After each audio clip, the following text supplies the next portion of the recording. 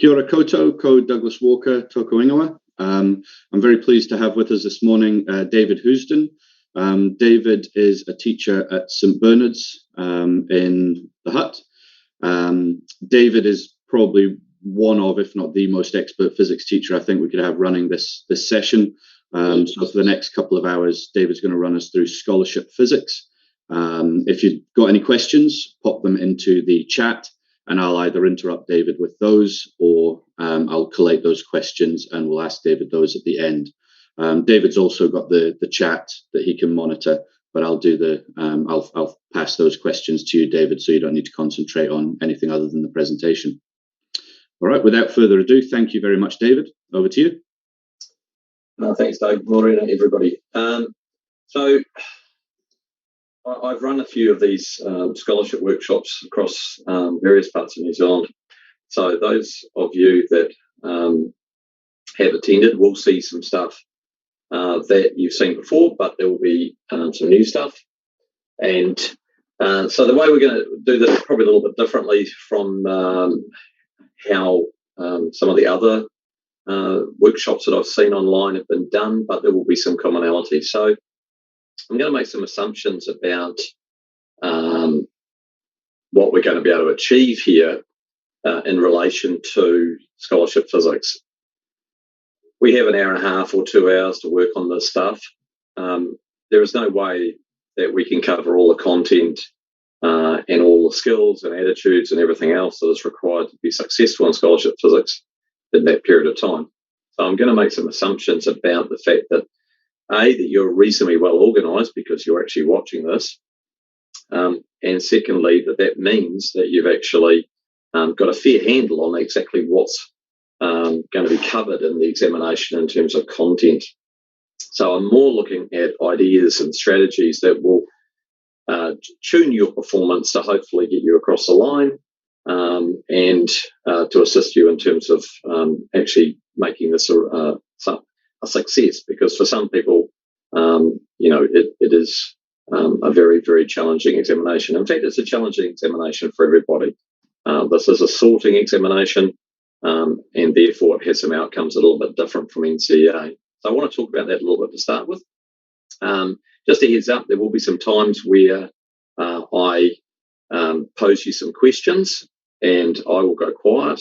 I may well just stand aside and let you think, because actually that's one of the key messages I want to get across today. It's about the fact that actually this exam is actually about thinking and not racing. So I'll just quantify that a little bit in terms of opportunities. So typically in NCEA, when you say NCEA level 3 physics, assuming you are, some of you may not be, you may have all said it in the past, and I'm just focusing on scholarship this year.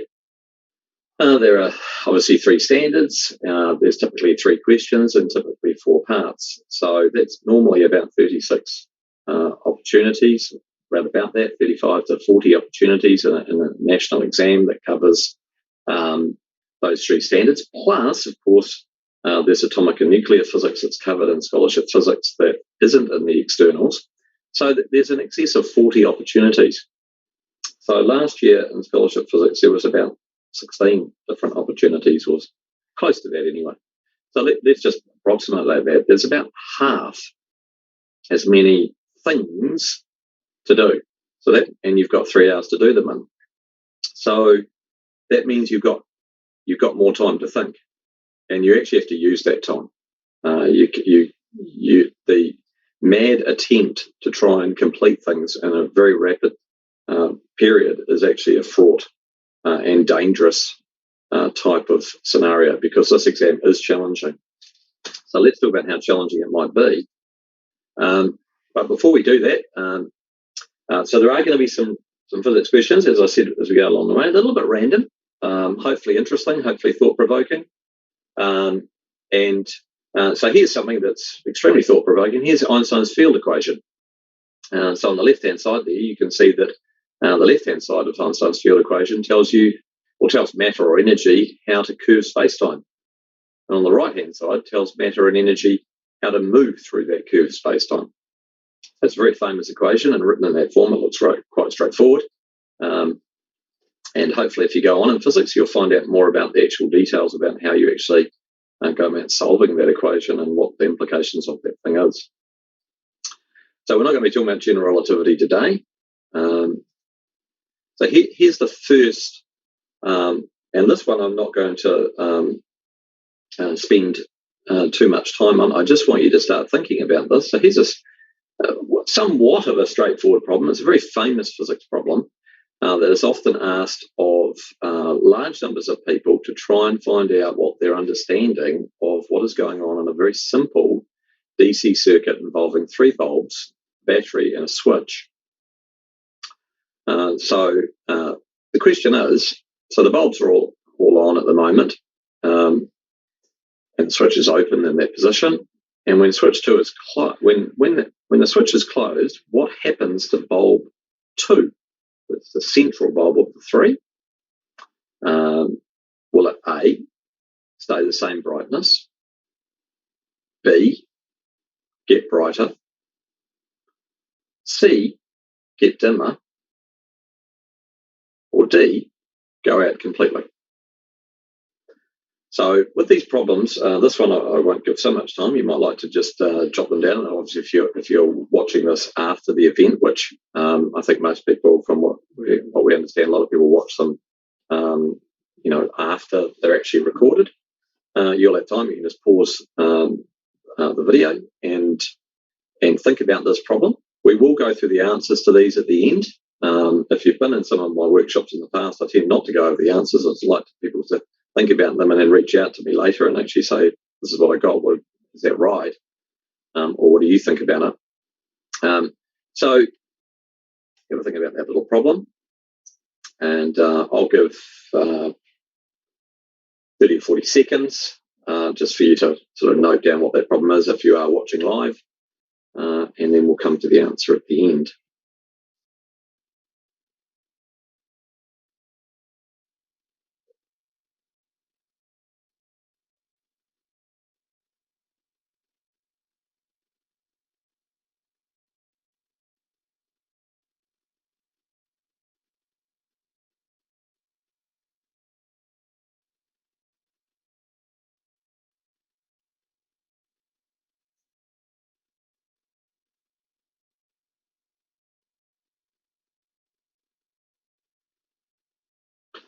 Okay, well, you might wonder why I've asked that particular problem. It's a bit random, and would that sort of thing be in scholarship? Well, it's a very straightforward problem. It's a problem, well, in some ways it's a very straightforward problem, but it has a whole lot of physics in the background of it.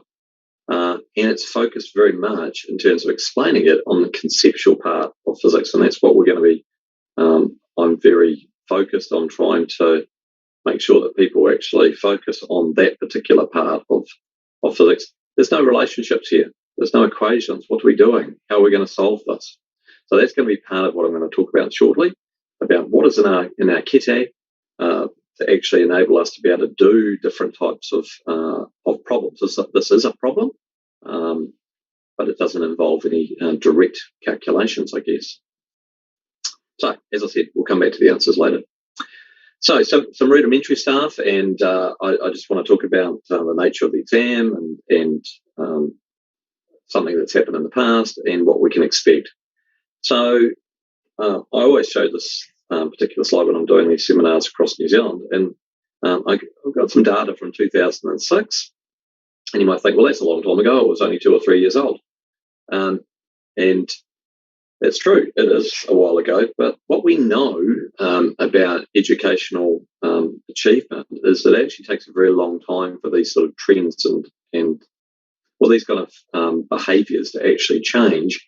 And I have no evidence to suggest that this isn't actually still the case in 2021. So, and I've got there, let's get real, because one has to be prepared. So in 2006, the exam was a little bit different. It was out of 48. So it had more questions in it. Only 5%, so that was 55 candidates, gained more than 30. I think the highest mark was around about 40. So that effectively means one whole question was not completed The equivalent of one whole question was not completed by the top scholar. And only 1% gained over 35, only 12 people. And with an average mark of 14. So you can see that the exam then was very heavily skewed towards the lower end of performance. And remembering what the objective of scholarship is to do, and that's to sort you all out and find the outstanding performance, which would have, given the size of the cohort in physics, will be about 30 students. Given the size of the cohort, the rest of the group who actually achieve scholarship physics will be about, in the region of 250 to 275 students. You can see that, there's approximately 300 odd of you that will actually get this result, give or take, small margins, and very consistently, the achievement level is at that rate because that's what effectively is mandated by the New Zealand Qualifications Authority. That's been the case for a very long time, post 2004 review.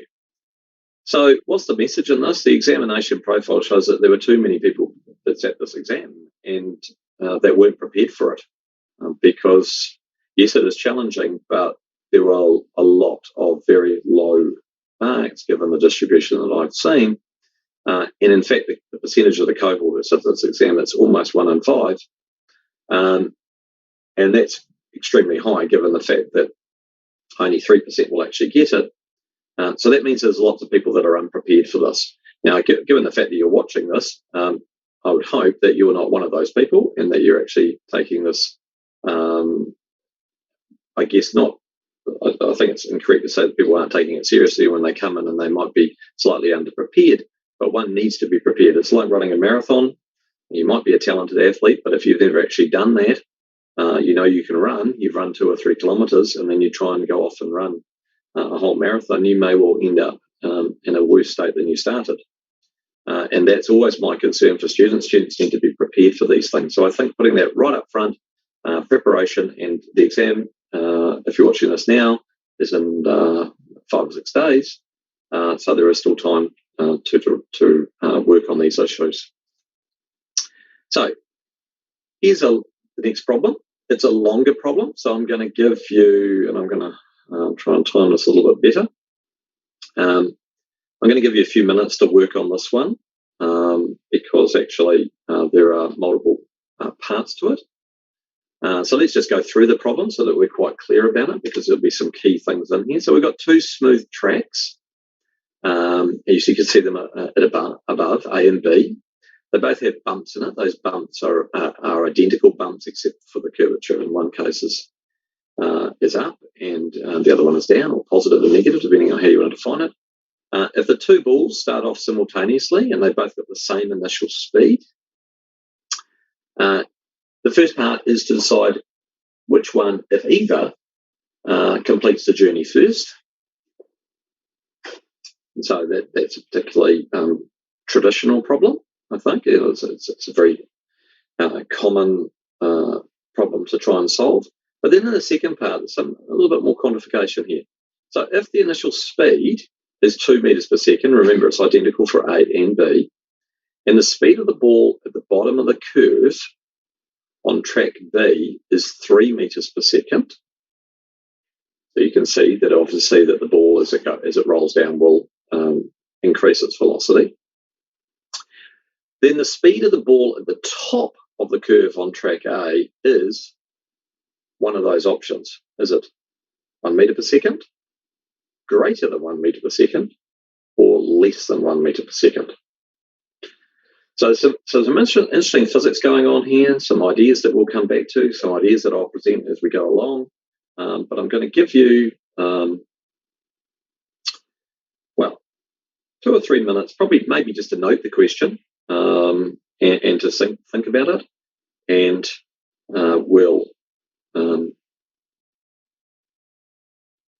I'll be quiet for 3 minutes and you can have a think about that, and then we'll get cracking again.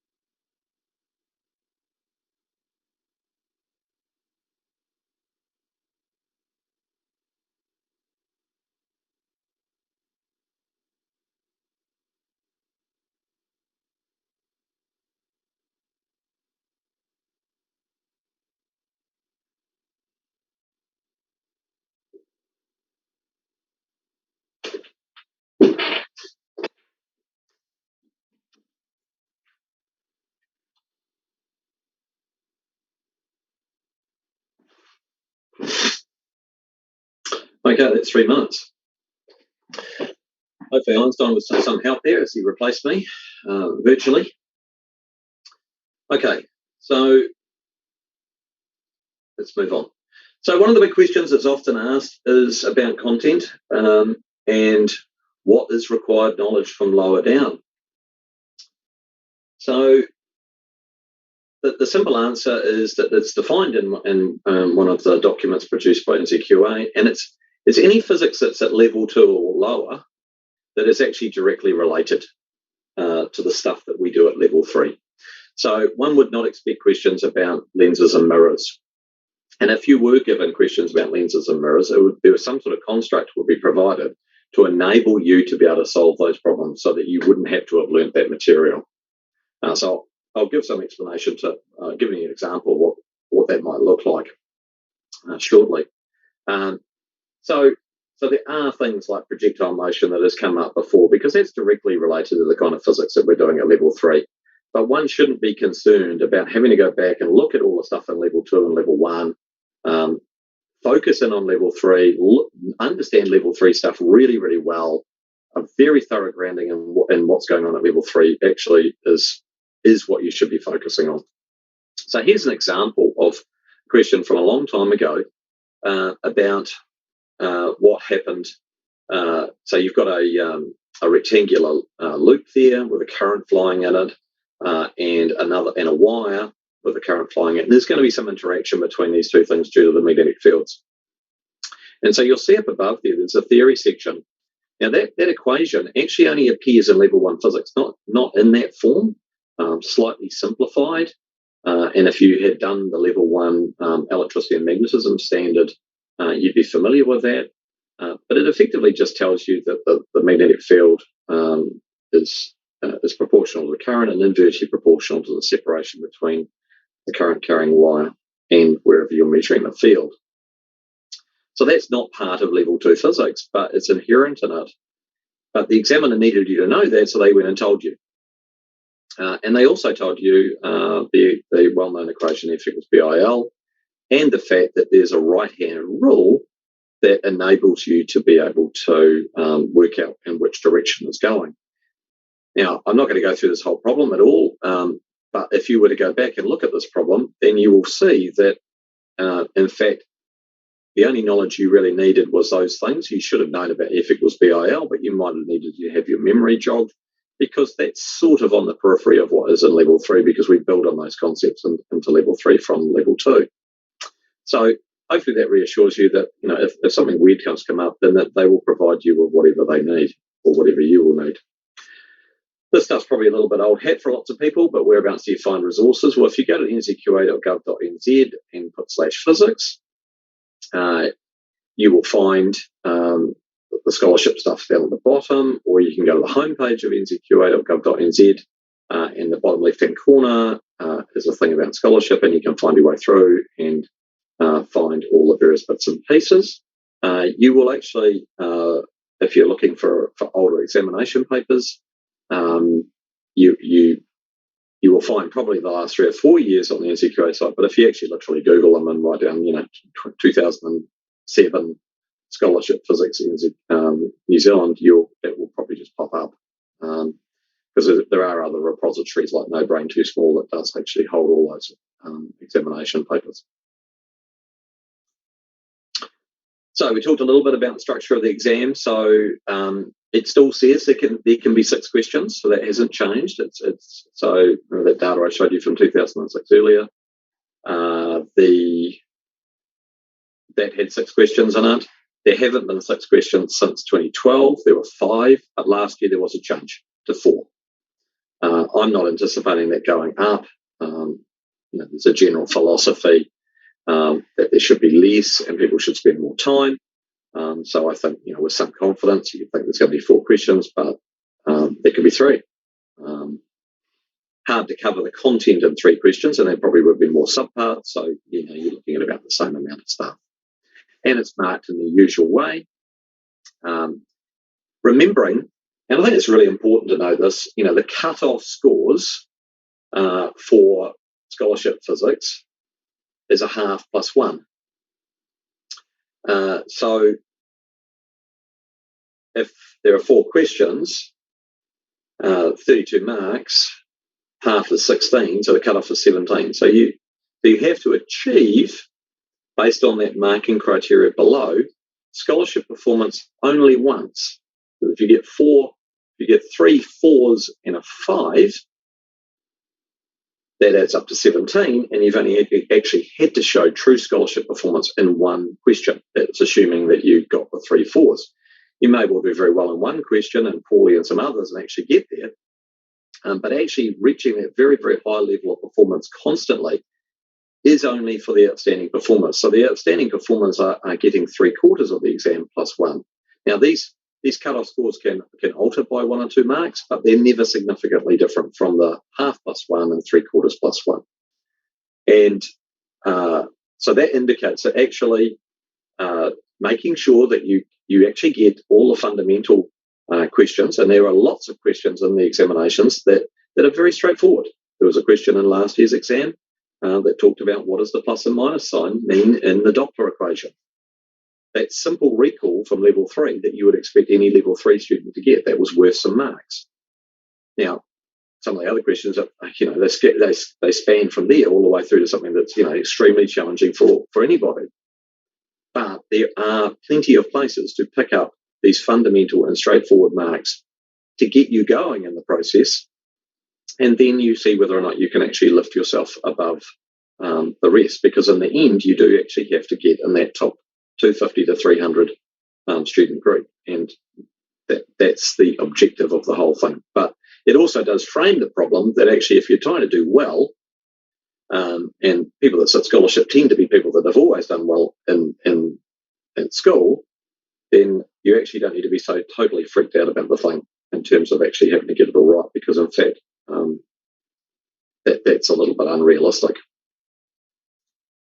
Okay, next little problem. I like this problem. It's a cool problem. So now I just apologise because it's slightly Americanized.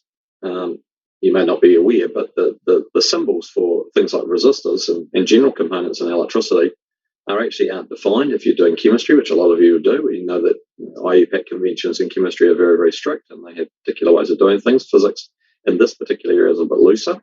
So we usually denote a resistor as a rectangular box. Here they are drawn as little squiggly lines, but they are all resistors. So you have 2 circuits, A and B. They're quite similar in some ways and different in others. So we've got in the top there, we've got a 2 ohm in parallel with that 1 and 1. And then we spawn off down the bottom and we have a series of parallel components, I guess we could say. And your job here is to work out which circuit draws the most current. So we started with electricity and started with electricity concepts here. So is it A, is it B, or are they both the same? So I'm going to give you a couple of minutes there just to note down the problem and have a think about that. We'll pause the video and think about it, and we'll rejoin in a couple of minutes.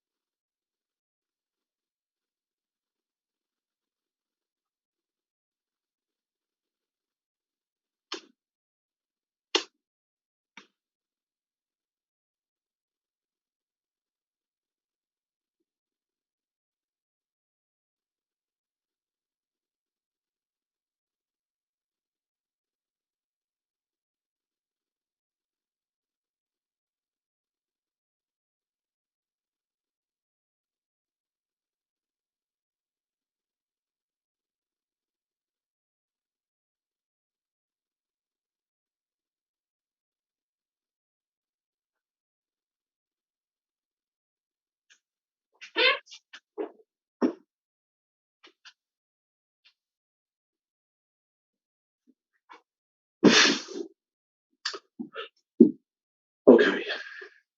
Right. So as I said, we'll come back to those answers soon. All right. Back into what kind of skills and knowledge is incredibly important. So these are comments that are based on a whole lot of examiners' reports that have been written over the years, and looking at some really, really important trends. So let's talk about some of these things. So the ability to interpret an unfamiliar situation in context.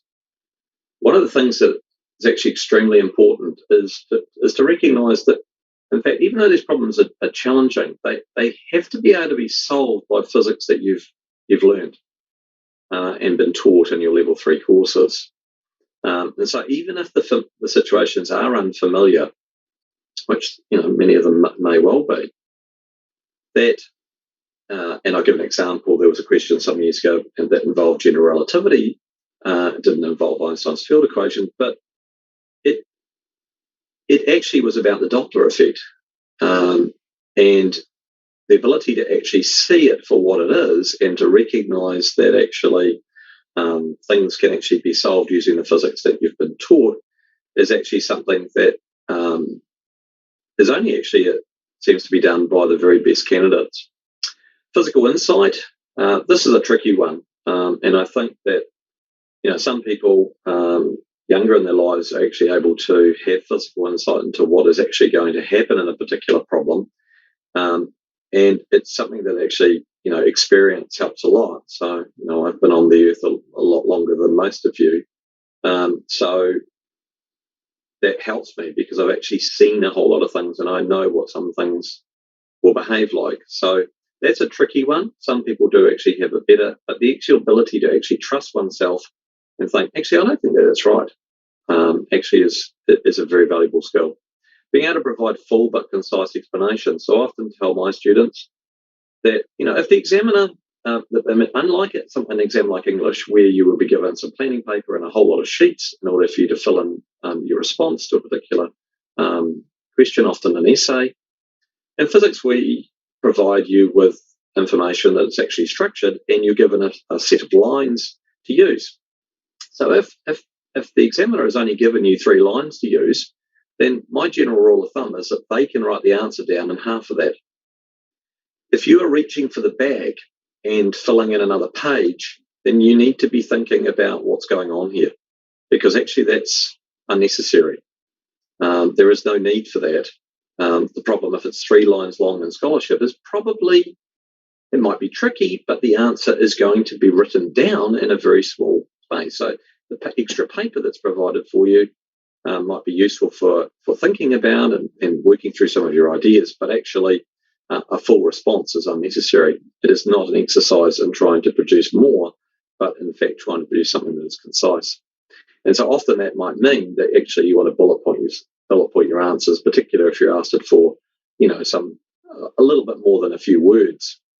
And mathematically, you should be trying to structure your calculations. So that's the next point: coherent and structured mathematical approaches to calculations. So, actually, before you commit yourself, you should actually be thinking about, right, how am I going to structure this approach, and actually segment your work in particular ways, so that in fact you might be trying to lay out a particular calculation and just structure that in terms of very simple steps, very clear what is going on. We'll talk more about that later, though. Depth and breadth of conceptual understanding, as I've mentioned many times already in the first half an hour of this, that actually conceptual understanding is going to make or break your success in this, because actually this is testing people's conceptual understanding of physics at this level. Understanding mechanics and applying Newton's laws is a very, very common thing in national examinations at this level. Mechanics, and particularly Newton's laws, provide examiners a huge range of possibilities in order to actually examine people's understanding. And you can ask very, very straightforward questions of people to actually elicit whether or not they understand them or not. So mechanics is a particular area of focus. A good understanding of the practical implications of answers and whether they make sense. So, if you get a velocity that is greater than the speed of light, then you should be saying, I'm not sure that that's right. In fact, it won't be right. And things like the size of objects. If you get something that you get 10 to the 70 for a size of an object, that's in a very, very, very large number. Equally, if you want to get something that the small, how small something is, if you're quoting a number like 10 to the minus 50, these numbers are ridiculously small and ridiculously large, and actually well and truly outside the bounds of what would be normally available to anybody in terms of their realities. So you do need to be able to have some good sense of looking at the numbers you produce and go, is that sort of reasonable? That should be a check that you should be doing as you're practicing for this and looking at things and thinking, okay, we're working out the velocity of the ball. What would be typically that sort of number? Now, you might not have a really strong feel for it, but you should be able to bound it in some particular way and say, well, it can't be 10,000 metres per second. That's just ridiculous. Nobody's going to kick a ball that fast. The last one is tricky. Recognise that scholarship calls for more than a superficial response. I'm going to give an example of what that means. So I think that this one ties back to this business about full but concise explanations. I think a lot of people believe that what you have to do is, if you just provide a huge amount of stuff, that people that are marking this examination will go through and go, oh, there's some good bits. But in fact, remember what they're trying to do. They're trying to sort you. They're trying to say who's first, who's 300th, and put you in a list. This isn't like NCEA in that respect. It's not part of NCEA, and this is one of the reasons why it isn't. And so people have this conflict around providing too much, but also enough that's not a superficial response. So we'll come back to that. I've got a little example of what that might look like, just to explain. So what are these essential physics skills? Physics literacy. Literacy is a word that's used all over the place, and it's a very important part of everybody's education. But what is it? You have to be able to read the questions and actually work out what the fundamental ideas that are actually being examined are. What are the key things? So for me, when I'm reading physics questions, I'm looking to see, okay, what are they telling me? What information are they giving me? What information can I imply? Are there any constants that are provided? I think I'm going to draw a diagram. That's a very common thing to do. Translate the information that's provided into something that actually can then be used to do a problem-solving exercise. And the writing part of it, no, it's not an essay. Bullet points, short sentences, key ideas. Remember, you're talking to somebody who is an expert in physics who is marking this and looking to actually try and rank you. The problem-solving part, algebra is incredibly important. And it's no more algebra than something like the level 2 algebra standard in mathematics. That is all that's required. You have to be competent. You do not have to be brilliant. But well-documented and set out calculations are very important. And last, and definitely not least, you actually have to have very good conceptual understanding of what is going on. So how do we achieve this goal? Well, focus on conceptual understanding. So when you're revising over the next period of time leading into this examination, you should be focusing on the conceptual understanding. Do hard problems. Work together if you can. And ask questions of people. Your teachers, anybody else that you can get hold of. Now, time is of the essence here, especially if you're watching this 24 hours before the exam, then that might be a little bit different. Last two might be difficult, but the first two are not. Okay, so this was a quote directly lifted out of an examiner's report some years ago, and I'll read it. It seemed that the candidates had enough time to complete the exam, but it was disappointing to see the number who left the exam early. So the exam, as I pointed out, is about, in terms of actual opportunities, about half the length of level 3. It doesn't mean it will take an hour and a half. It will mean it takes 3 hours, and you should use that time. But people who did leave early were still able to complete it. So there's not a time pressure here. So you can spend some time. When I was your age, our national examinations used to have a 10-minute reading time at the beginning. You get 3 hours plus 10 minutes at the beginning. You weren't allowed to write anything. You spend the time reading. I would strongly encourage you to spend the first 5 minutes. Question 1 might be the hardest question in the whole paper. And 95% of students, we know this because we've done this testing, will do question 1 first. And it's the hardest one. And you might go, oh, this is impossible. I don't know what to do. And it might be for you. But a question 4 might be really straightforward. And you go, oh, I know what to do there. I've been studying inductors, or I've been studying capacitors, or I've done it. I've been studying AC circuit theory. And that was the thing I did last night. And oh, look, this question, I know how to do this. And if you start well and pick up a 5 or a 6, remembering that you have to end up getting to 17, you're well on the way. So too many candidates did not give enough thought to the consequences of their answers. So that's a little bit linked back to what we just talked about, that the consequences of the answers, is this number realistic? And the extra time would have been an ideal for them to have done this. So actually looking at the end and going, that can't be right. Hold on, have I got this right? But check my calc. Oh, I've divided here rather than multiplied. Ah, right, I've got that sorted. Use that time. Also, candidates seem to write large amounts when it would have been better for them to sit and think about the question first and note that their calculations were longer than a few lines. Then they should stop and see if they could find an easier method. So that's what we talked about earlier, that if they've given 3 or 4 lines for maybe it's a calculation of some type, and you're still going on page 4 of your calculations, you should have stopped a long time before that, because in fact, it didn't need to be done like that. And invariably, you've just made a huge mistake and you've gone down some rabbit hole and you need to stop. Perhaps candidates need to be taught how to explore ideas before committing to one in exam situations.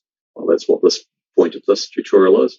It seems that many candidates need to learn how to express themselves with clear thinking instead of the shotgun approach to problem solving. So what that refers to is, oh, it's about AC circuit theory and impedance, right? There's an equation with Z in it. I'm going to use it. Stop yourself from doing that. And that's why a couple of the problems I'm going to give you in a minute are some sort of training in terms of, well, hold on a minute, don't jump to conclusions just too quickly. It might be better for candidates to write bullet points at the start of a problem to help organise their thoughts before writing formulae or essays. So we've talked about that as well. Okay, another problem. There's a mechanics thing. It's quite tricky, actually. So you've got a big cannon that's propped up against a massive tree. You can see that tree, huge. And it's there to reduce recoil when it fires. And the question is, what happens to the range of the cannonball? Does it increase? Does it decrease? Or does it remain unchanged?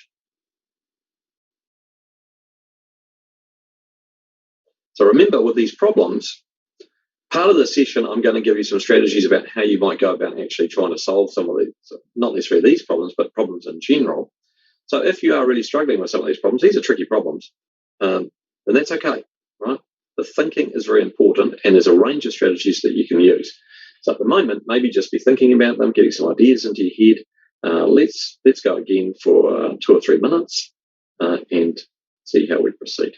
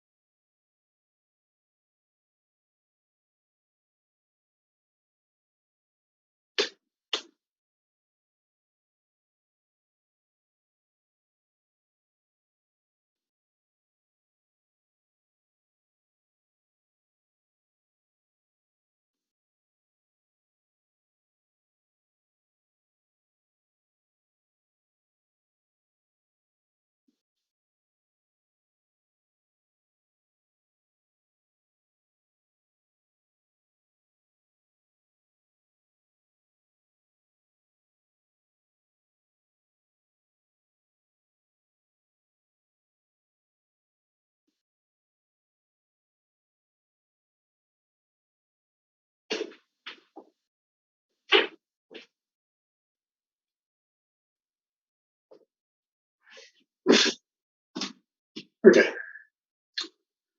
Right, sources of questions. Obviously, school will be able to help you. If you're interested in, if you did have the opportunity to have a look at Paul Hewitt's book on conceptual physics, it's a wonderful resource, and I'd encourage everybody to have a copy regardless. NCEA, through your teacher, produces some examination papers. There's a book written by myself, that's one of the AME series, and obviously there's all the NCEA exam papers, which are a really good source of those. There's no brain too small, or you can just Google particular year and put scholarship physics and you'll find them. Okay, so some strategies. Let's talk about this. So remember, this is scholarship. This is a ranking examination for money. It is unlike everything else that you've ever done. So we talked a little bit earlier about the fact that some of the problems are, in fact, it's difficult to judge the level of detail provided. So here we've got 2, 4, 6, 7 odd lines there, isn't there? So a reasonable response is asked for here. So this is a question out of a scholarship exam. Satellite TV uses geosynchronous satellites as transmitters. So something like Sky TV. Explain why satellite TV dishes on people's homes all point towards the same place in the sky. The standard response to this problem was to say that is because that's where the satellite is. That is a superficial response that actually anybody, really, with any common sense could actually provide. You would not need to know any physics at all to come up with that solution. Just somebody sat there and just went, well, it must be where the satellite is. That's a superficial response. Clearly, that is not enough. It's about geosynchronous satellites, and the issue is one has to use some physics to actually explain why that is the case and what are the implications of that. And, you expected to fill up the 7 lines. I mean, it is an explain questions, and you might be able to do it in 5 or 6, but it's not going to be done on 1 or 2. It may well require, some symbolic representations of Newton's law of gravitation, centripetal motion, for example, and some discussion of what's actually going on there in terms of the fact of what is geosynchronous. So there's a really good example where it looks, I know the answer to that. You know the superficial answer to that. And clearly one has to provide more. So that's a bit of a gift horse, that question, in some ways. So a well-educated student in physics should find that very straightforward if they actually give what is required. And the important word there is explain. Hopefully that helps a little bit in terms of that. But it is a tricky area, I must admit, in terms of what does one actually do, how much does one give. But you can see there what looked like a very straightforward problem was, given 7 lines, a reasonably detailed response was required. So use those lines as guidance. All right, so now we're going to have a look at some strategies. So when I've run this type of workshop before and face-to-face, I've asked students to tell me the kind of tools that we use to solve problems in physics. Because, whether it's a word problem or it's a mathematical calculation or algebraic manipulation or something that involves mathematics, they're all problems, right? So these are the kind of things that have come up. And, it's a typical thing, those things that are bigger come up more often. So these are responses from students. So you can see some really important words in there that we will come back to for the second half of this session, more getting into the details. So conservation laws, very, very important. They really distinguish physics as a subject that enables us to make predictions, quantifiable predictions about what will happen next, I guess. Which is a little bit unique from other areas. So these ideas about conservation of angular momentum, conservation of momentum, conservation of energy and charge, these are fundamental laws of nature that aren't just made up.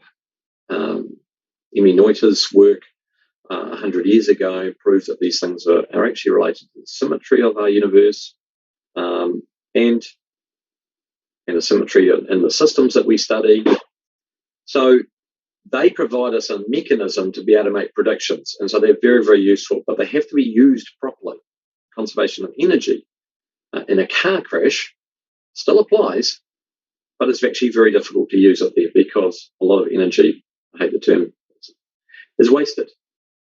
Not wasted, it's just moved into another form.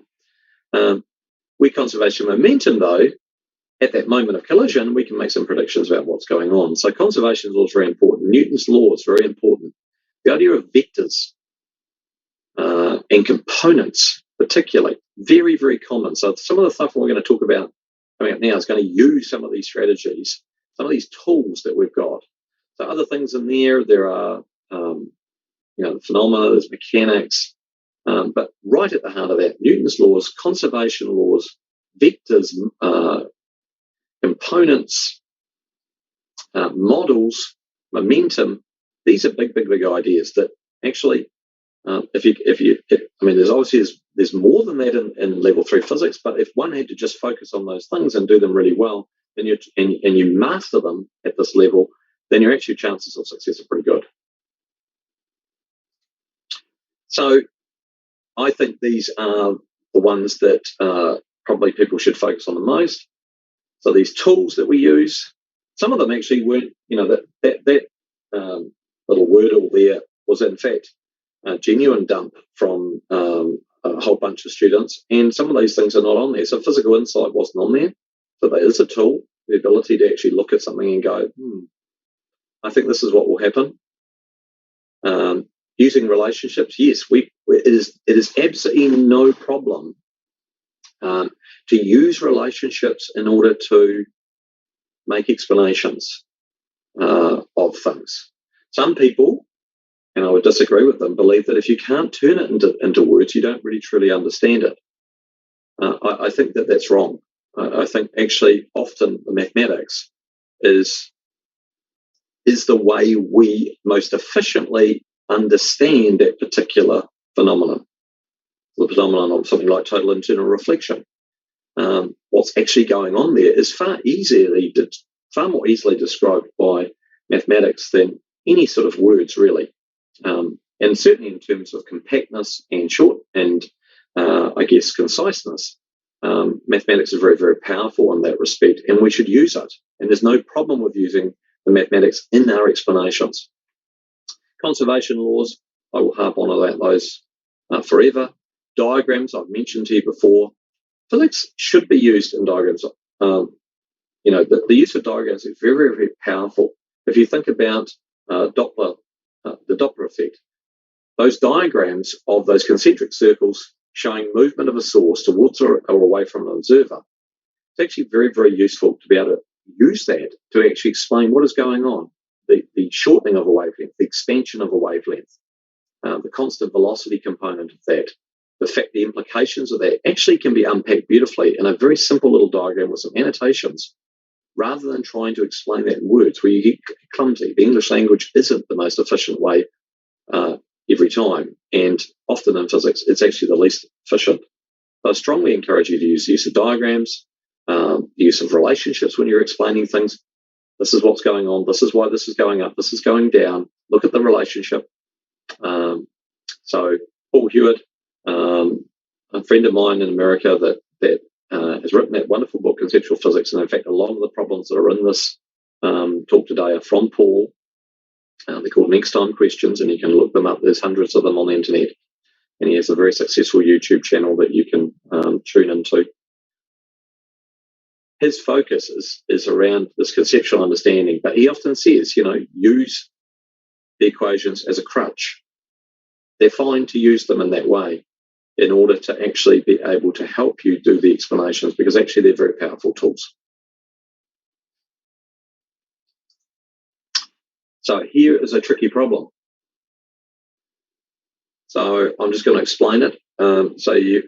When a tether ball, so I'm sure lots of you are very familiar with this game, often played with a plastic bat and a ball that's on a spiral loop, a metal ring, but this one's a little bit different. It's a pole.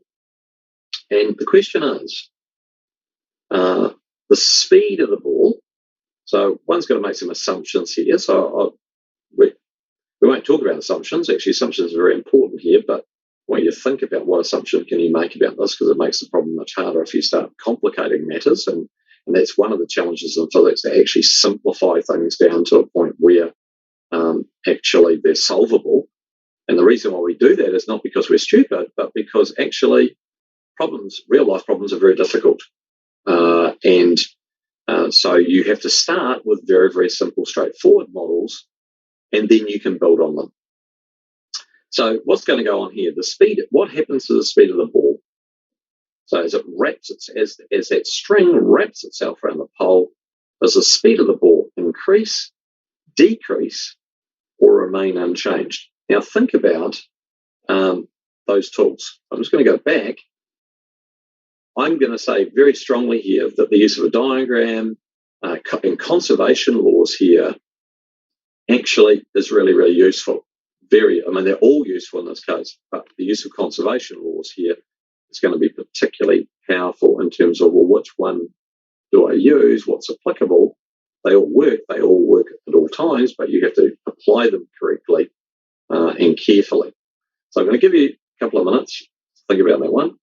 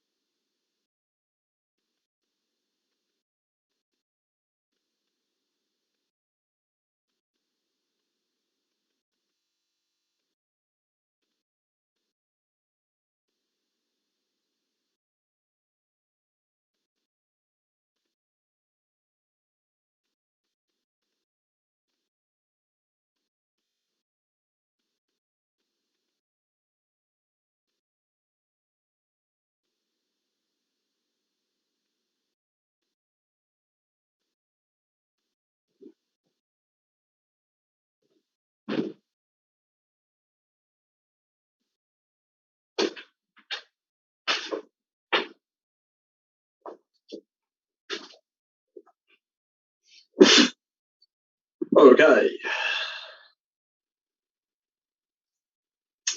Right, second little problem. So this one, obviously, this is going to be about using components. So let's just go through this. We've got two different scenarios.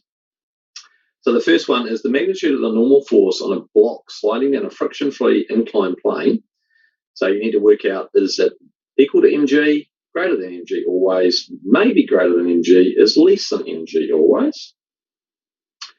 And then in the second one, you've got this cone. So when you're sliding along a horizontal circular path on the inside of a friction-free cone, so it's going like so, you've got to work out what the magnitude of the normal force is. Is it equal to mg, greater than mg always, maybe greater than mg, is less than mg always, or maybe less than mg. So once again, I'm going to give you a couple of minutes to think about those. So this one, let's focus in on components. Draw yourself a diagram. Think through what's going on. We are going at some pace, but I guess you can always watch this later and check out the answers when we get to the end.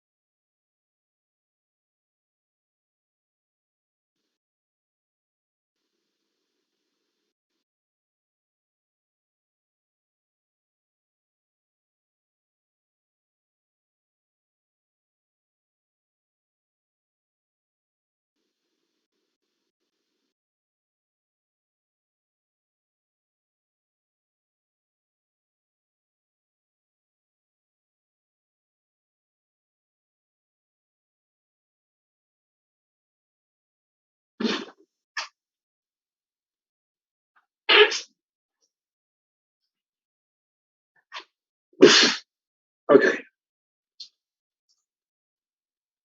Right. So let's go through the answers to those two problems.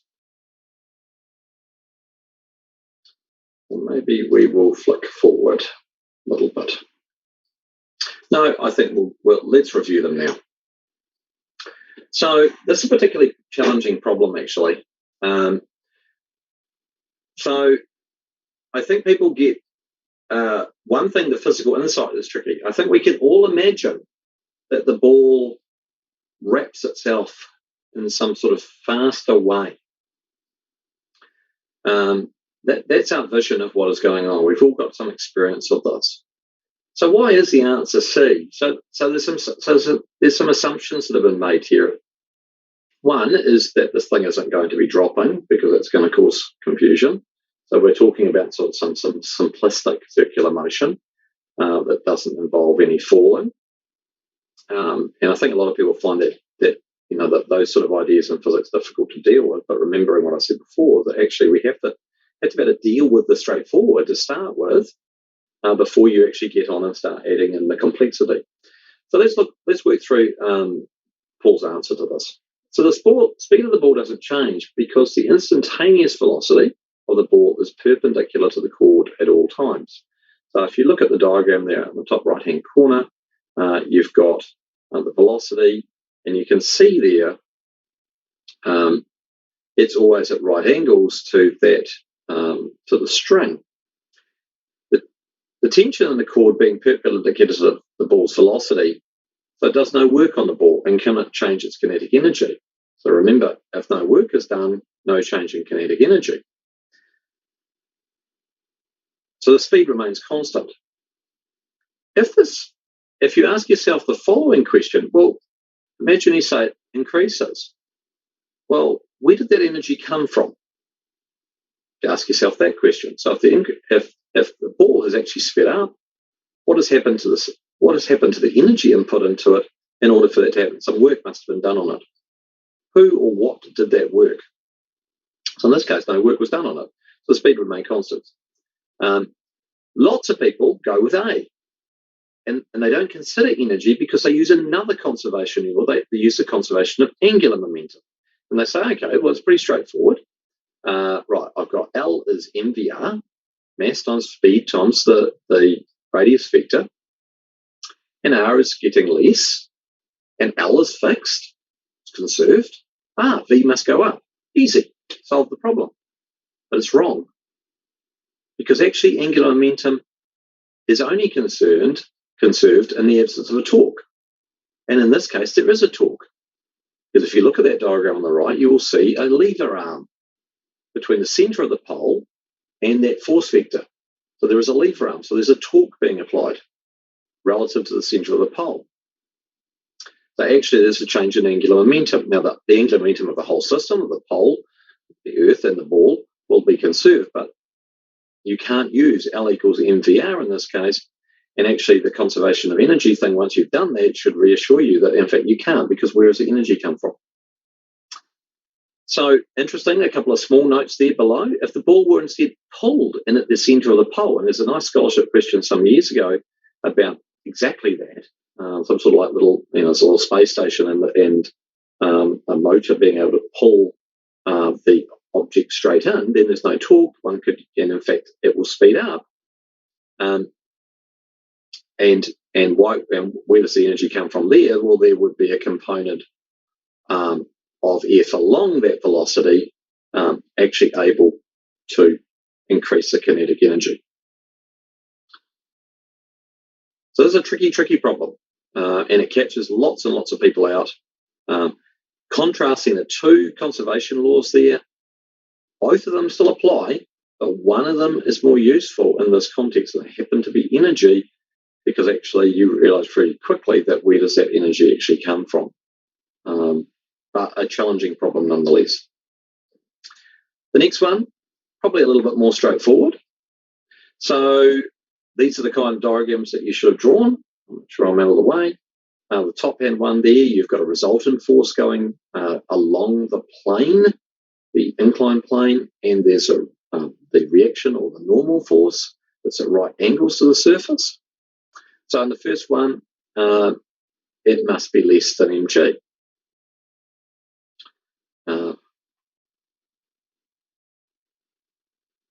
So I'll let you just have a look through that.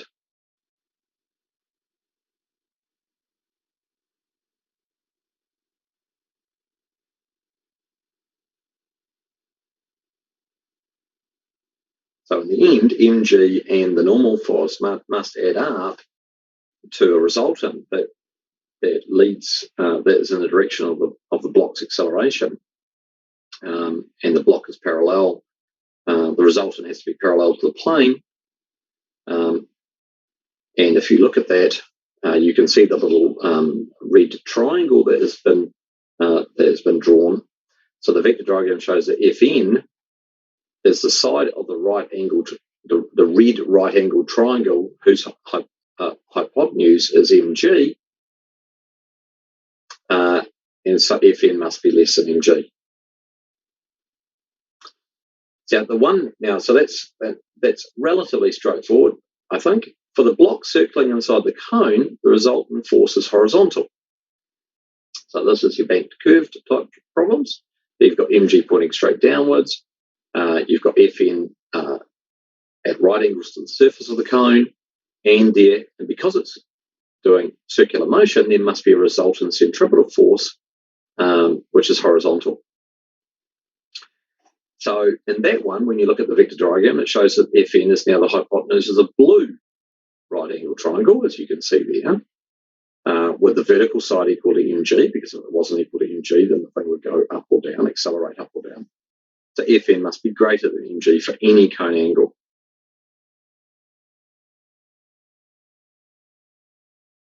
So two very different problems. The second one, more straightforward, but lots of very good physics in both of those. One about conservation laws, one about components. Components are a huge thing.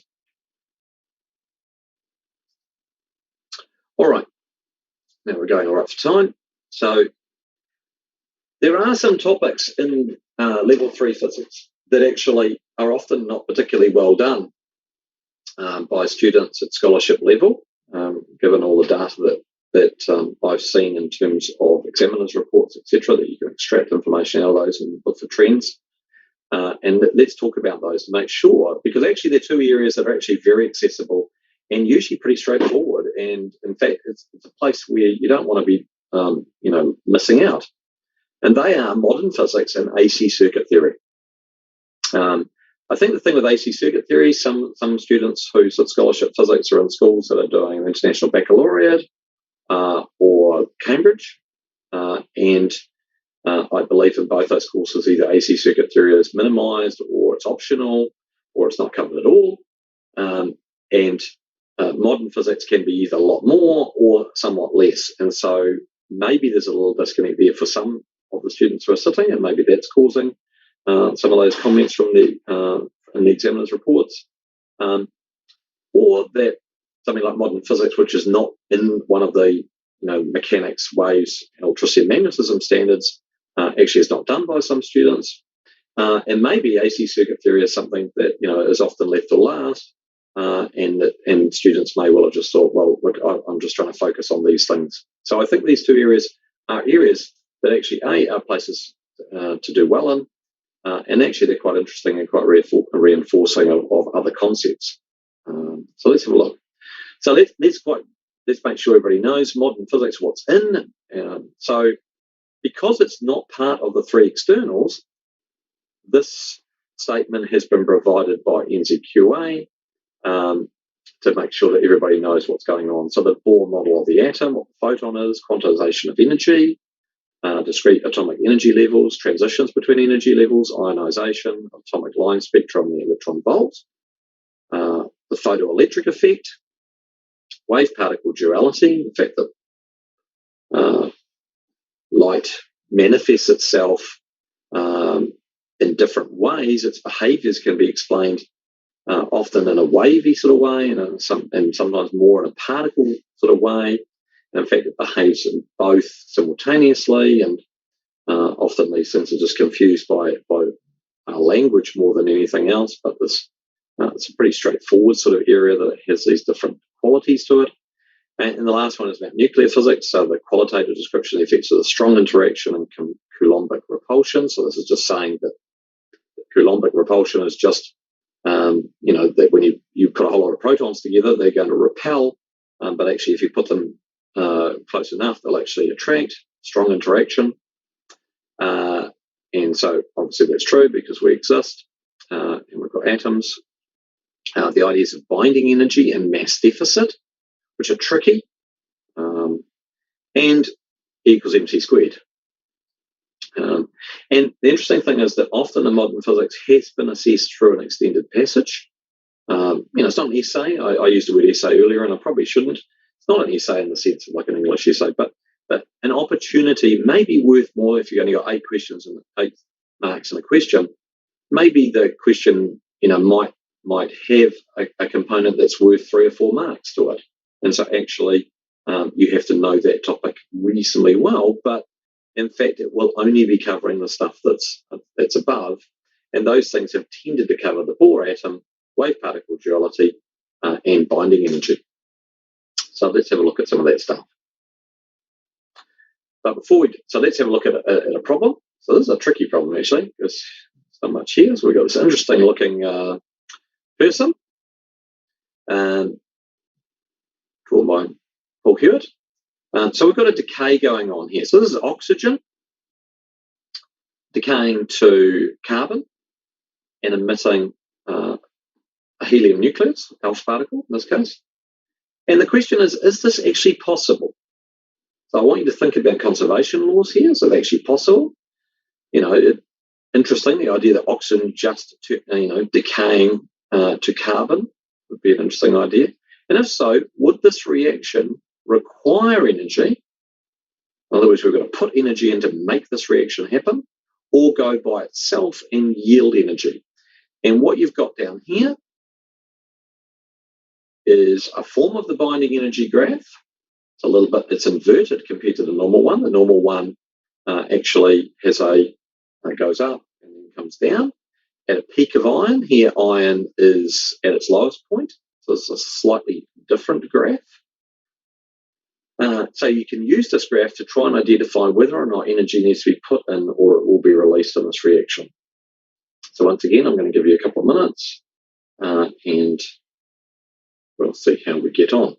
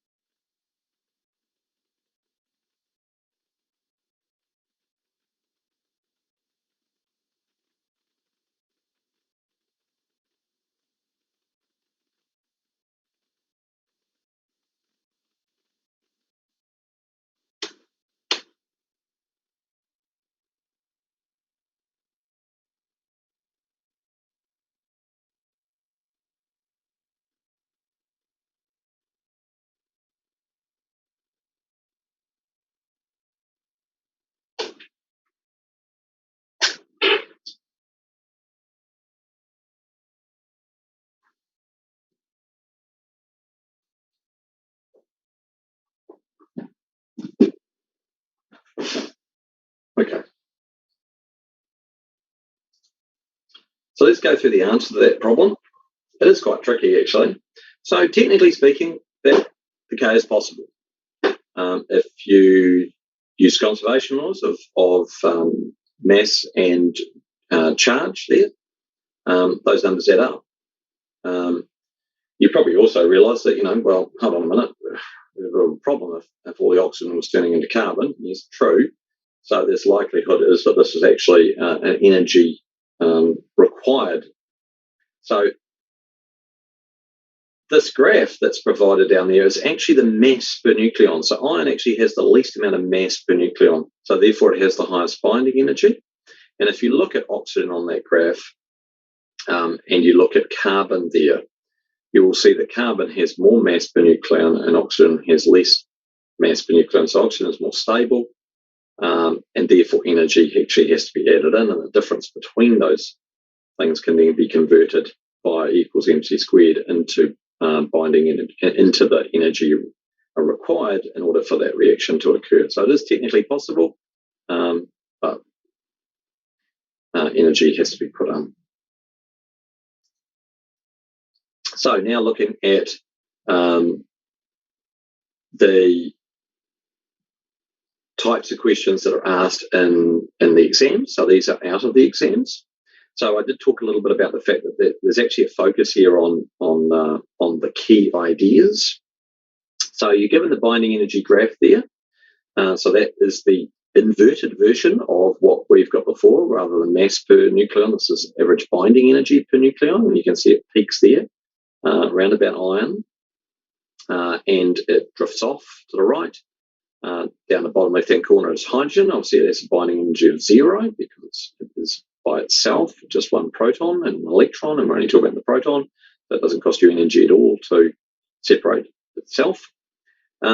So you have to, by considering about, discuss the relative stability of nuclei. A reference should be made to physical processes such as fission and fusion and how binding energy relates to Albert Einstein's equation, E equals delta mc squared. And given that we've had Einstein visiting us here when I leave the room, if he was around today, he would be pleased to see that we're still interested in what he came up with so brilliantly 115 or 116 years ago. The next problem below that is explain what is meant by the term wave-particle duality, provide a description of experimental evidence supporting the wave nature of light, and a further description supporting the particle nature of light.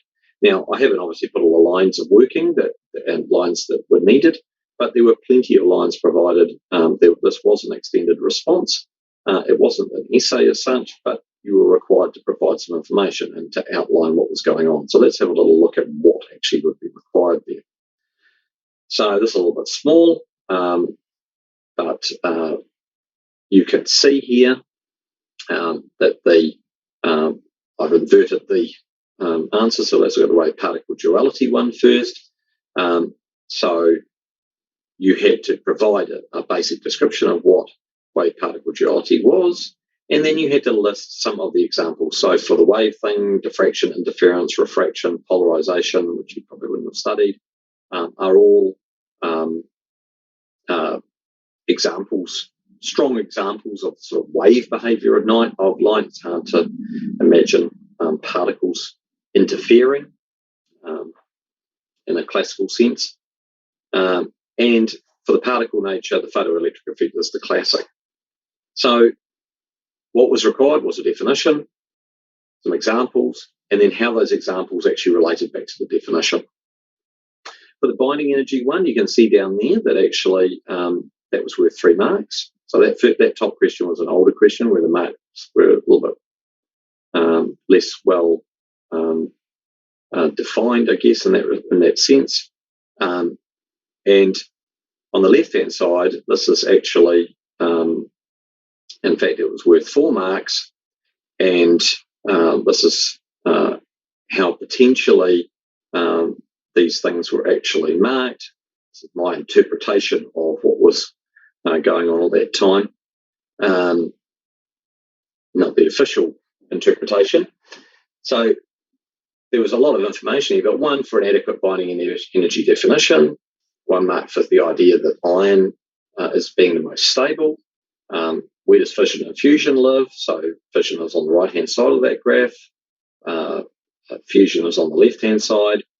And then I guess the final mark around about how you could actually go about actually explaining the finer structure. You'll see there that the curve has got some structure to it.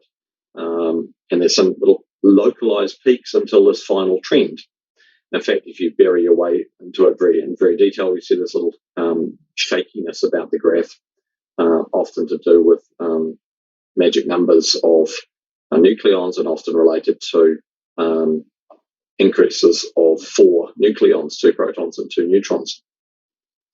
So that's how I interpreted what's on the right-hand side is what was provided, and on the left-hand side is my sort of interpretation of how that might go about math. But you can see quite a lot of detail there, but actually no particular high-level problem solving required there, just a very good knowledge. And 3 is quite attainable.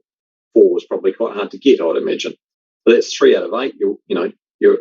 That's a good grade for that sort of question.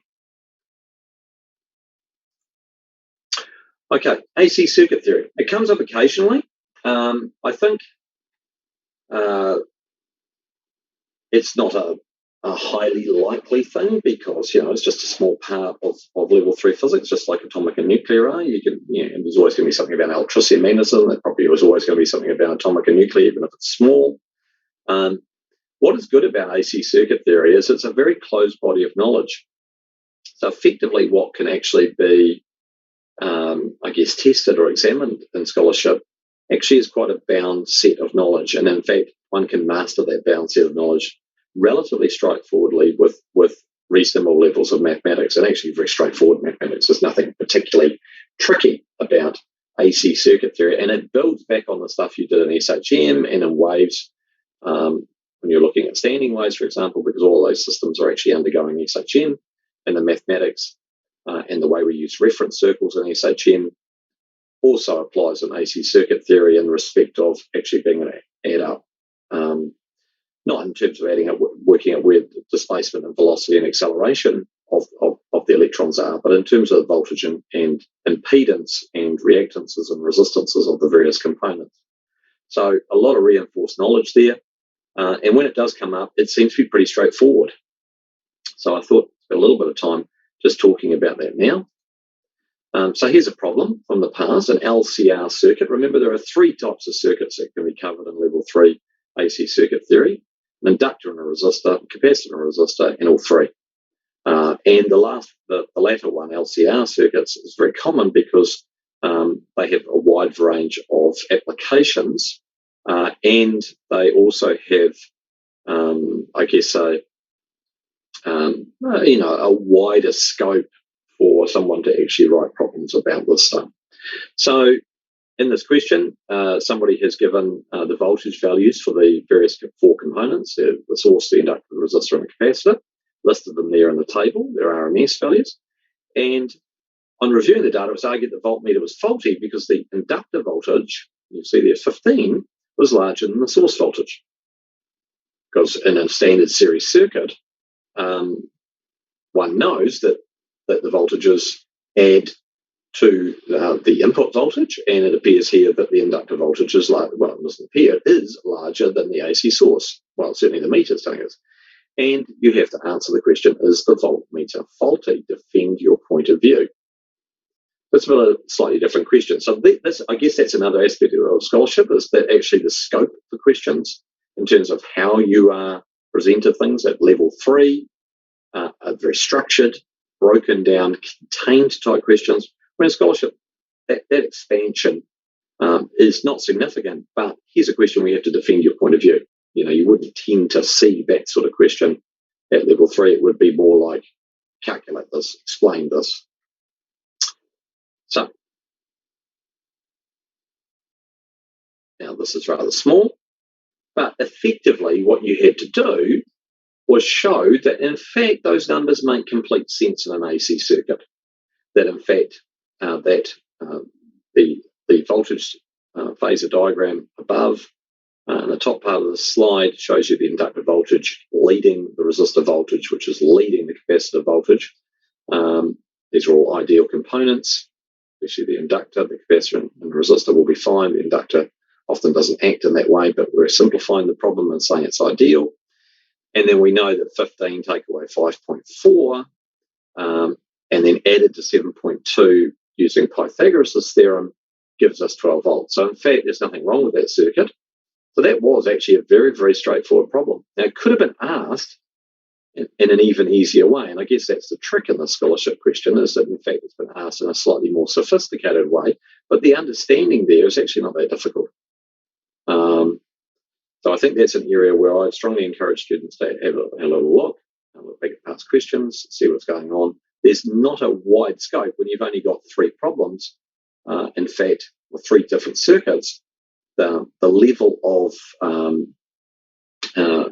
those questions can't go too high. And it also relates really nicely to a fundamental theme that exists inside Year 13 physics, which is resonance. So that circuit there is not at resonance, not yet, because the inductor voltage and the capacitor voltage would have to be equal and opposite, and then it would be into a driven state where the current is maximized. But that comparison is a very nice way to be able to compare different physics that's going on, well, very similar physics, but different contexts, as in waves, sound, for example, or a pendulum or a massless spring with electrons in a wire.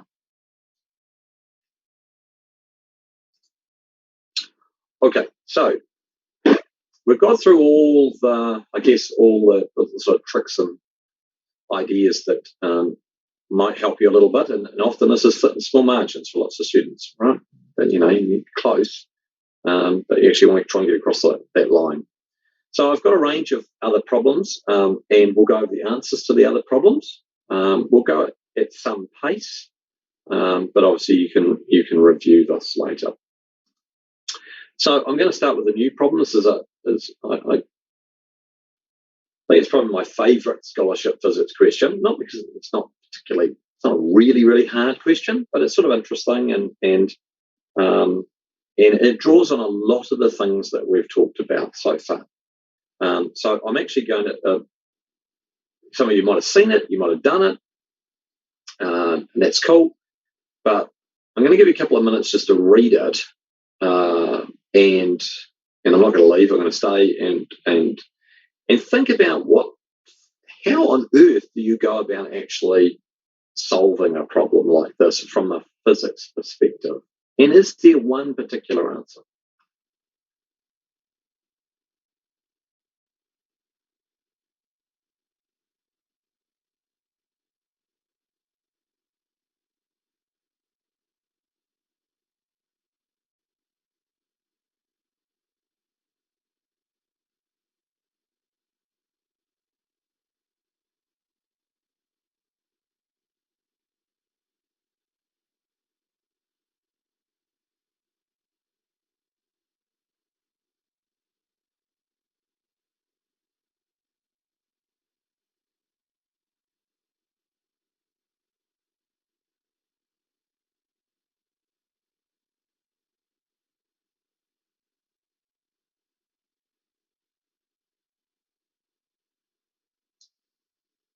Okay, so we've got this very, very, very big problem to solve, right?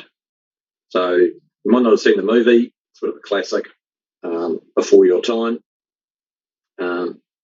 So the idea is that actually there was something in the news, I think, recently about the fact that I think NASA had just set up a rocket to see if they could actually not specifically blow up an asteroid, but to actually play this game of actually nudging this asteroid. As long as you're far enough away, if you nudge it a tiny little bit, actually it will miss the Earth. So this is a real, actual problem that we face as a planet. So we're asked, right, we've got this 4-hour line. If we don't get up there and do it by the 4-hour line, we're stuffed. So, and we've got to break this thing into 2 bits, and we want those to miss the Earth. So the first part is NASA scientists expect that the blast will not affect the motion of the centre of mass. Explain. Okay, so we need to think about that. What's going on to the centre of mass motion? So we'll look at the answer to that. And then use the information in diagram below, work out if the Earth will be saved. Ignore any gravitational attraction between the 2 lumps and list any assumptions you've made. So assumptions here, haven't talked a lot about them, but they are incredibly important. So we've got something, they say to us, it's the size of Texas. Now, Texas is not a straightforward circle. It's not a rectangular shaped state of America. So, but they have given us the volume of a sphere, and they've given us this diagram that involves spheres. So the examiner is really trying to say to us, why don't you use a sphere? The reality is what we want to know is, have we got a chance with this? Or is this a complete and utter waste of time? Let's not do this. Let's try and find another solution. So this is often referred to, these sort of problems are often referred to as Fermi problems, where you're actually trying to simplify things down into the back of an envelope type calculation. So let's have a look at what's going on in terms of how we might go about solving this. So I haven't written the answer to A here, but A is straightforward. Obviously, there are internal forces, so there's no external force. So momentum's conserved. So the centre of mass will continue to go in the direction it was before, which is straight towards the Earth. And we're desperately hoping that the two objects will go out and miss us. But what about solving the rest of the problem? So we're going to assume it's a spherical asteroid. Why not? Because it's a huge thing. It's a reasonable, simple assumption. We'll say that we'll make the radius of the thing half the diameter of Texas. We can work out the mass given that we're told the volume of a sphere, and we also know the density of it. Density is mass per volume, and we can actually get that relationship from the units of the density of the asteroid. There we go, 3,000 kilograms per cubic meter. So it's basically a rock. And we can work out the mass of each half, and that's a big number, 10 to the 21, where the mass of the Earth is 100 times bigger than that. So this thing is huge. Assume all of the energy is then converted into the kinetic energy of the lumps in the y direction. So once again, it's totally unrealistic to think that would be true. But remember, we want to know whether this could, in theory, actually work. So we're going to take all the energy we've got, and we're literally going to transform it into kinetic energy of the lumps in the y direction, remembering that the thing is still going to track forward at the same velocity. What we're going to be doing is altering, we're going to be giving it a y component in order to get it away from the Earth, and those two y, we're going to split it in half, exactly equal, simplify the problem, and then work out what velocity we're going to get. So when we put those numbers in, and we say, right, we've got all that energy, we've got all that mass, lo and behold, we find out that the thing separates. Remember, we're assuming no gravitational attraction between these two massive objects now, of being 0.046 meters per second. So in 4 hours, because that was the cutoff point, it will have travelled 657 meters. So we're doomed. That is not going to work. And once you actually factor in, the next part of the problem actually factors in the gravitational attraction, they won't even separate. So this is absolutely a flawed idea. It will not work if you are trying to do it in the 4 hour line, even given, a huge 10 to the 5 Hiroshima bombs. The Hiroshima bomb itself was, in the grand scale of nuclear weapons, low, but 10 to the 5 of them is a massive, massive thing, and you've got to get it up there. So this is not going to work. So you can see that actually doing some very, very simple. So what is in here? Some simple manipulation, some simple assumptions, using kinetic energy as a half mv squared and using velocity as distance over time. In itself, all of those parts are straightforward. Putting them all together, that's more challenging. But what a nice problem, right? This whole scoping of terms of how you would go about actually solving that. Okay, so this problem looks incredibly boring. And to start with, it is incredibly boring, but it has something really interesting in it. And in the courses that I run, I have to show people this problem because it tells you a whole lot about some stuff, and I'm going to have to gloss over this reasonably quickly. But what we've got is we've got a 1 kilogram mass sliding in the x direction, so it's just coming across, and we've got another one sort of coming up to meet them. So they're going to crash into each other, and one's 1 kilogram, the other one's 3. The 1 kilogram is going at 5 meters per second, the 3 kilograms going at 4. And you've got to work out the x and y components of the total momentum. And what are the x and y velocity components of the centre of mass? Work out the total kinetic energy of these objects. So those three things by themselves are quite straightforward. That could be very straightforwardly asked at level 3, and that wouldn't be excellence at all. It would be, that straightforward sort of, merit and achieved type problems. Then they stick together, they collide and stick together, and there's no problem with working out what happens with them. You just got, go off at a diagonal, it'll be fine. So then you have to work out the total kinetic energy afterwards. So obviously you can use momentum conservation to work out the combined velocity. They're stuck together. You know their total mass will be 4 kilograms. And you can work out the total kinetic energy. And not surprisingly, the total kinetic energy is different from the kinetic energy that had before because these things have collided. In E, one has to then determine the x and y velocity components of the combined mass. So that's a little bit. So you've got to basically say, right, what is this new thing doing in terms of the x direction and the y direction? Probably actually that's okay as well. Then we get into some hard stuff. You have to be able to work out what the velocity components of the masses are relative to the centre of mass before the collision. So what we've been doing is just thinking about, okay, well, what are their velocities as we sort of observe this? But now let's imagine that we're stuck between the two masses on an invisible sort of wire that we can stand on, an invisible platform that has no mass that we can stand on, and we're at the centre of mass. Now, because there's no external forces acting here, the centre of mass is just going to continue travelling in a straight line motion, which will end up being the direction of the motion of the combined masses. But we're asked to work out the velocity components of those masses relative to us, who's standing at the centre of mass. So we're seeing one as we truck forward, moving closer to us and sort of above us, and one that's sort of down to our bottom right-hand corner, as I look at it, coming up towards us until we all meet at some point. So actually trying to work out, so what are their velocities relative to me now as we all sort of move together and then combine. And then finally work out what the total kinetic energy is relative to the centre of mass before the collision. Okay. So let's have a look at the answers to this thing.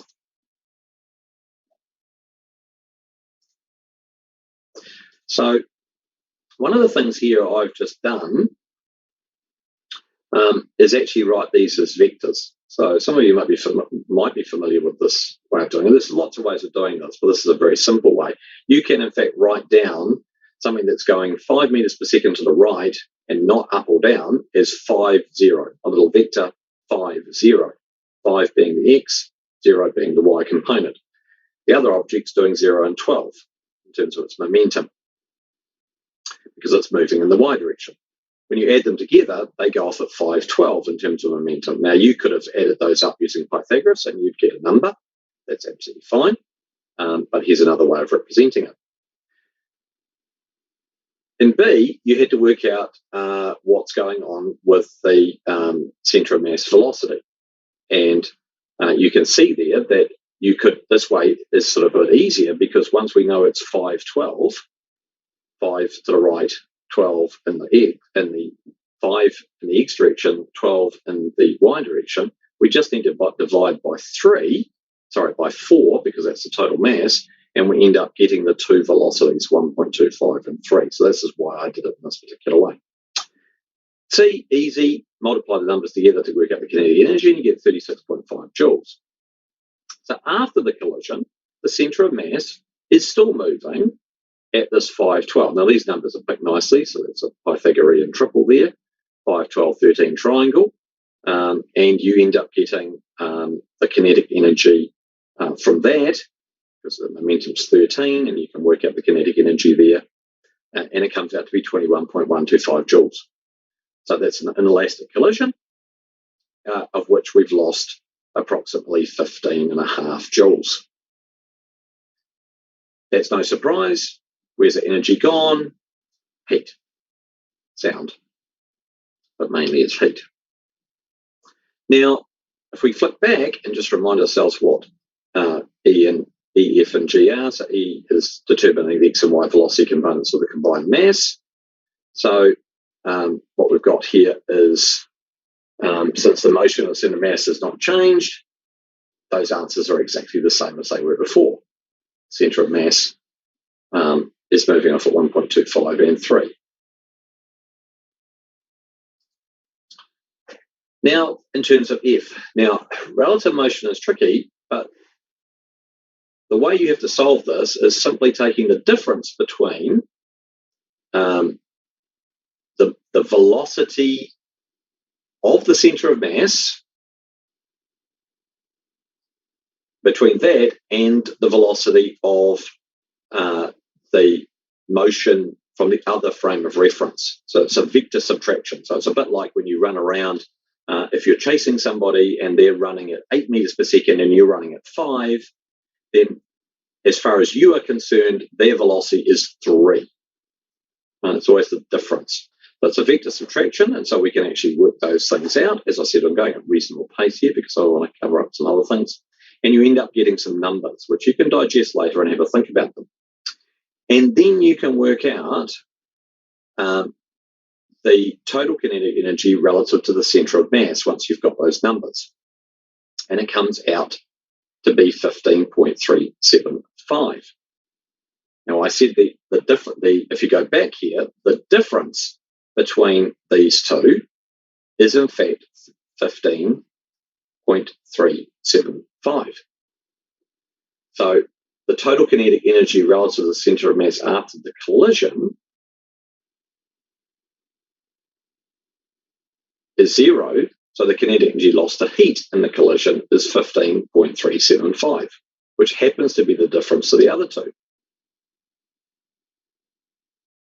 Now, the reason why it's 0 is because you're not moving relative to yourself. And so what's happened is that we've now got this situation where actually the kinetic energies are different depending on how you look at it. But actually we have to agree on something. And the thing we have to agree on is the collision, because we could actually measure that. We could actually say, well, actually there's a temperature difference or something like that we could actually measure and actually work out the heat loss. And that is what we must agree on, because that's physical reality. The other things are just relative to something. But in fact, that block will actually, there will be some change to its heat component. And so we could actually measure that. So the observers in different frames see different kinetic energies, but they agree on the loss because that's the physical reality. And that's why I really like that problem. It's actually a pretty tricky problem when it gets to the end. But to actually understand that actually all these numbers that we get, we have to be able to make some sense of them. So that's what made that a scholarship problem. That problem's very old. It's nearly as old as me. Okay, so now we're back to those other problems. So when the switch is closed, bulb B will stay same brightness, get brighter, get dimmer, go out. So let's have a little look. So this is an answer that's related to that problem. It's exactly the same problem. It's got, so what's happened? Lamp 3 has been short-circuited. So it no longer glows because no current passes through it. So the current passes directly through the short. The current in the circuit increases. Why? Because the circuit resistance is reduced. We did have 3 bulbs, now we've got 2. So there's less resistance, more current for the same voltage. Lamps 1 and 2 will glow brighter because of the increased current through them. Remembering that the power dissipated is to do with the current, it's an I squared R term, and we're going to assume that the resistance of the bulbs is fixed. That may or may not be a good assumption, but it's one we're going to make. Or we can think about the voltage drop across 1 and 2 as being greater, and therefore there's more energy given to each lamp. What I was interested about that problem was, A, lots of people were not sure what's going on to start with, but secondly, how you structure that answer. There's nothing wrong with that being a scholarship question, and a range of responses would be given, even though in some ways it's a very straightforward problem, but actually it's the quality of how you present that argument. So there's a very structured way of going about actually clearly showing what's going on. A lot of people would not do the D&E part about the power, because actually we're asked about what happens, if we look back at the question, what happens to the brightness. And so that's to do with power. Okay, the next one about the resistors. So that's a very interesting little circuit.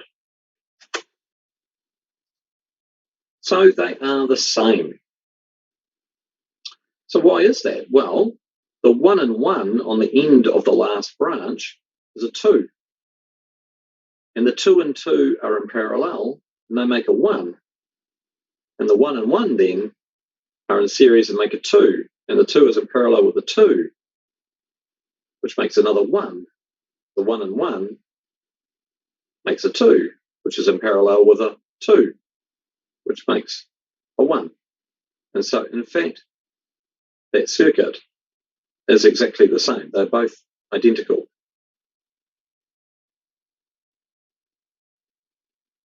So you could do any adaptation of that if you liked, right? There's a variety of those circuits that will all generate the same. So that's very interesting, isn't it? That the current in both those circuits is actually identical.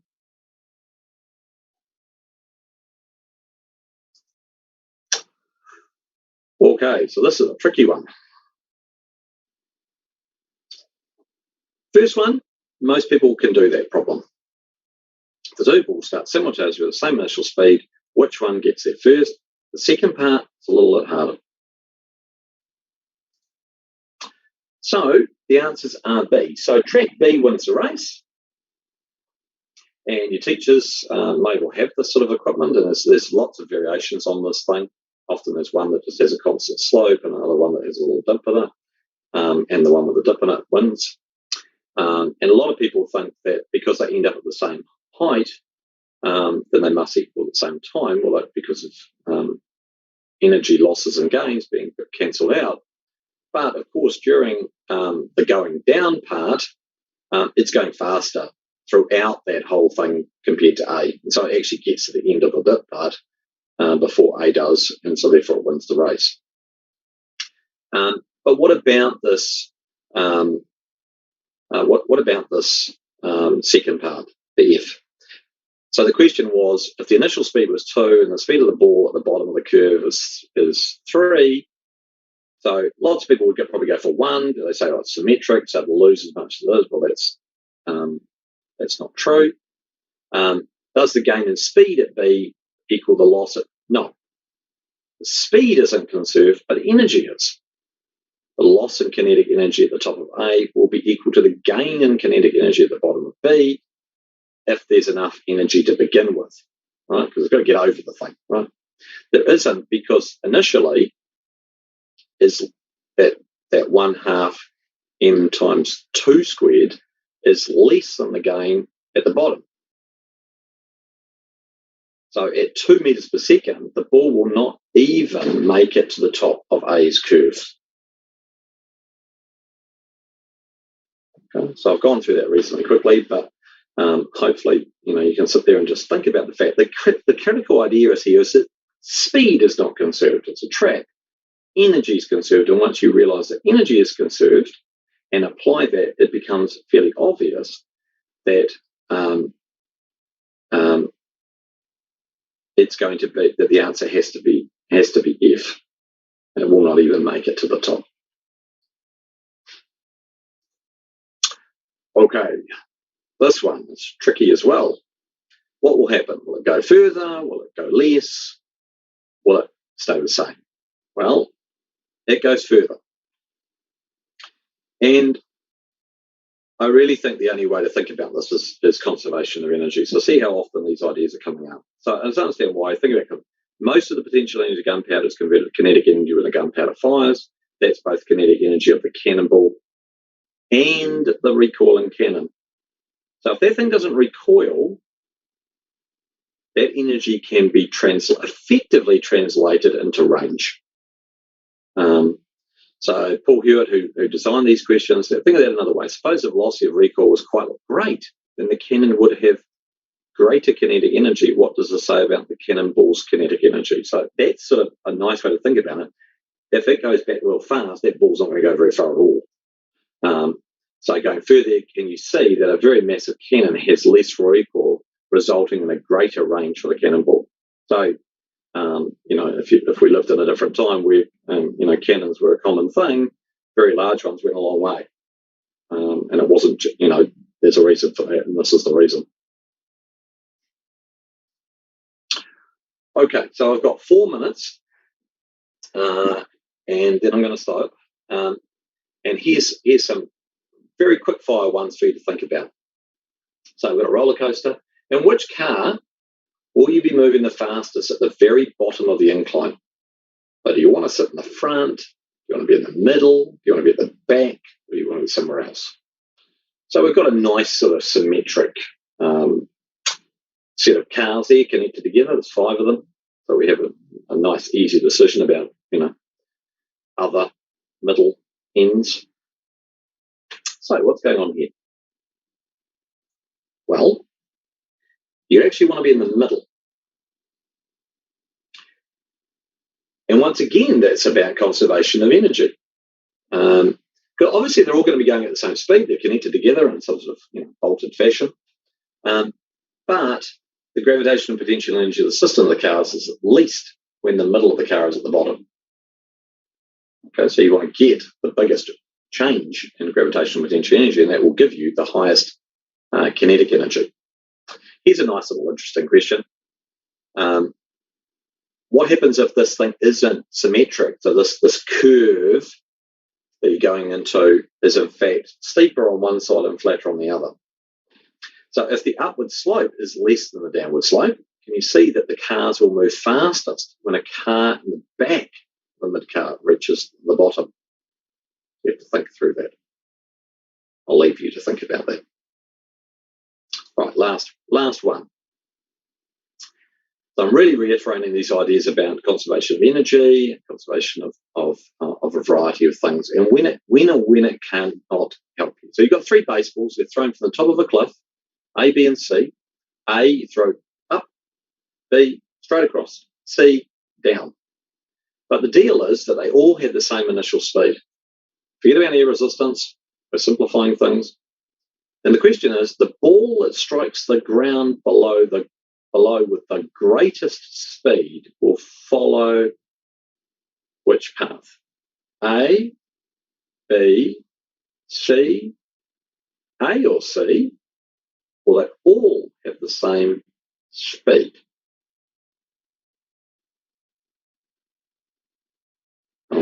With this one, I'm just going to give you 30 seconds to think about this, and then I'll share the answer, and I will say goodbye.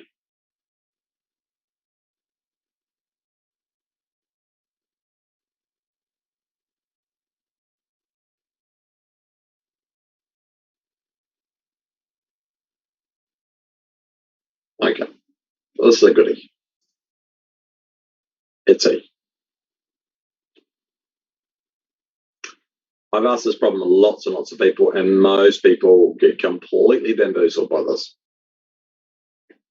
So the only real way to solve this problem is to think about energy.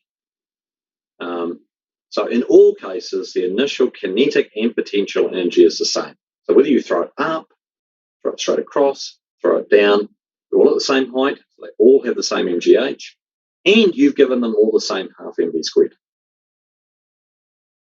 So when they finally impact, all of that, those 2 things, have to be returned as kinetic energy. So they must all hit with the same speed. It's a beautiful problem. Hopefully it's got you thinking. I wish you all the best for scholarship physics. It's a challenging exam. Think about those key ideas, using kinetic energy, using conservation of energy, thinking about those different strategies, and taking your time, reading the questions. It's not a race. Use the time available. Think clearly, sensibly, and just acknowledge the fact that this stuff is challenging for everybody, including your teachers. And hopefully some of those strategies will help you get across the line. I wish you all the best. Kia ora, David. Thank you so much for a wonderful presentation. Can't think of a better way to spend a Saturday morning. And I'm sure that that will be a very useful resource for students and for teachers, as you say.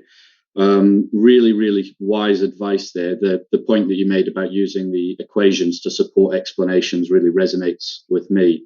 And I was blown away by the great use of Paul Hewitt's next time questions. You've made me think that I certainly need to use more of those in future years. So thank you again on behalf of all of the students that will get to see this, and hope you have a great weekend. No problem. Best wishes, Doug. Thanks, David.